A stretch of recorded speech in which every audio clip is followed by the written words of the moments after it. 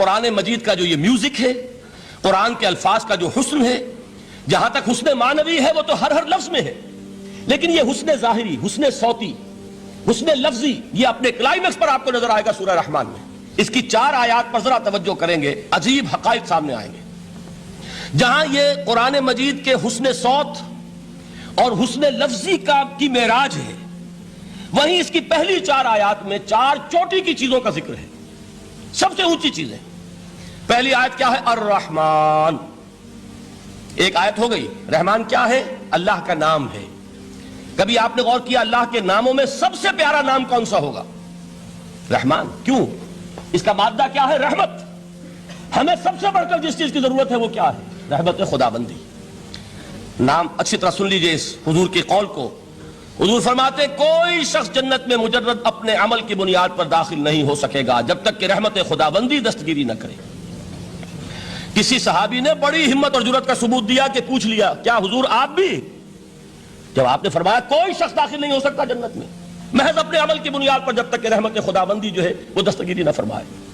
پوچھا گیا کیا آپ بھی؟ آپ نے فرمایا ہاں میں بھی۔ آپ اندازہ کیجئے کہ اگر محمد الرسول اللہ بھی رحمت خداوندی کے ضرورت مند ہوں تو تاب دیگراں چہ رسد، ہماری تو سب سے بڑی ضرورت رحمت خداوندی ہے۔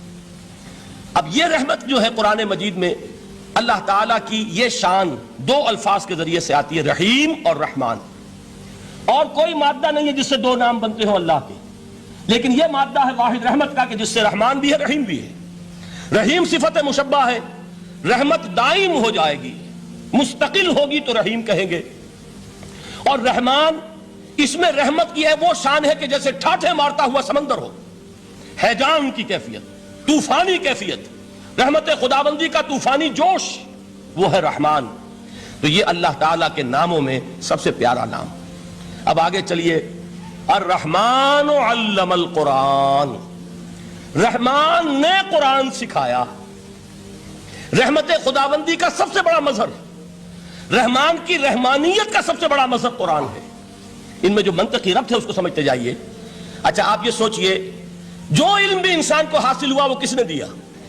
اللہ نے۔ سائنس کا علم کس نے دیا؟ اللہ نے۔ علم آدم الاسماء کلہا، وہ علم الاسماء جو حضرت آدم کو دے دیا گیا تھا ازل میں، یہ اسی کا ظہور ہے، یہ اسی کی ایکسفولیشن ہے جو ہو رہی ہے اور ہوتی رہے گی ابھی۔ اور دوسرے علم ہے وہ کس نے دیے؟ اللہ نے دیے۔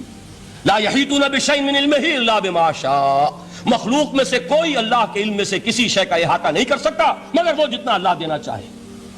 لیکن یہ کہ تمام علوم میں چوٹی کا علم قرآن۔ نوٹ کرتے جائیے، اب چوٹی کی چیزیں جمع کیجئے۔ اللہ کے ناموں میں چوٹی کا نام رحمان، اللہ نے جو کچھ انسان کو سکھایا اس میں چوٹی کا علم قرآن۔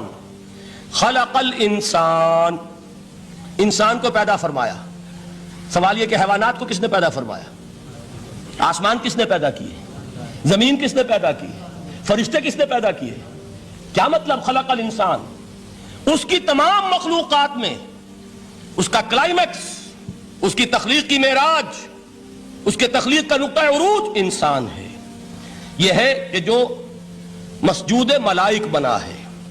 وَلَقَدْ كَرَّمْنَا بَنِي آدَمَ وَحَمَلْنَاهُمْ فِي الْبَرِّ وَالْبَحْرِ وَرَزَقْنَاهُمْ مِنَ الطَّيِّبَاتِ وَفَضَّلْنَاهُمْ عَلَىٰ كَثِيرٍ مِّمَّنْ خَلَقْنَا تَفْضِيلًا۔ تو تخلیق میں سب سے اونچی تخلیق انسان کی، علموں میں سب سے اونچا علم قرآن کا، اللہ کے ناموں میں سب سے اونچا نام رحمان۔ اب آئیے چوتھی چیز، علمہ البیان، انسان کو بیان کی صلاحیت عطا فرمائی۔ کیا اور کوئی صلاحیت عطا نہیں کی؟ بینائی کس نے دی؟ اللہ نے۔ اسی طریقے سے سماعت کس نے عطا فرمائی؟ اللہ نے۔ کتنی فیکلٹیز ہیں، کتنے ایکسٹرنل آرگنز ہیں سینس کے، کتنے انٹرنل سینسز ہیں جو اللہ نے دیے ہیں۔ لیکن یہاں بھی سمجھ لیجئے جتنی فیکلٹیز ہیں ہیومن فیکلٹیز، ان میں ٹاپ کی فیکلٹی جو ہے وہ اسپیچ ہے، کلام ہے، بیان ہے۔ جن لوگوں نے میڈیکل سائنس کا مطالعہ کیا ہے وہ جانتے ہیں کہ یہ برین ہے، ہیومن برین، اس برین میں جو وہ اوپر ایک زرد سا مادہ ہوتا ہے، گرے میٹر، اس کی ایک کوٹنگ ہوتی ہے، یہ ہائیسٹ ایوالوڈ فارم ہے، اور اس میں سب سے بڑا رقبہ جو ہے وہ اسپیچ سینٹر کہلاتا ہے۔ اسی لیے انسان کو حیوان ناطق کہتے ہیں۔ حیوان کے اور انسان کے مابین امتیاز قائم کیا گیا، نطق، گویائی، بولنا۔ اب یہ کیا چیز ہوئی؟ انسان کی صلاحیتوں میں سے سب سے اونچی صلاحیت۔ 4 آیتیں ہو گئی نا۔ اللہ کے ناموں میں سب سے چوٹی کا نام رحمان، اس نے جو علوم پیدا کیے ان میں چوٹی کا علم قرآن، اس نے جو مخلوقات پیدا فرمائی ان میں چوٹی کی مخلوق انسان، انسان کو جو صلاحیتیں اور استعدادات عطا فرمائی ان میں چوٹی کی استعداد بیان۔ جمع کیجئے نتیجہ کیا نکلے گا؟ وہ نتیجہ ایک حدیث نبوی کی شکل میں سامنے آتا ہے۔ پہلی حدیث میں نے یہی پڑھی تھی، اس کے راوی کون ہے؟ عثمان ابن عفان۔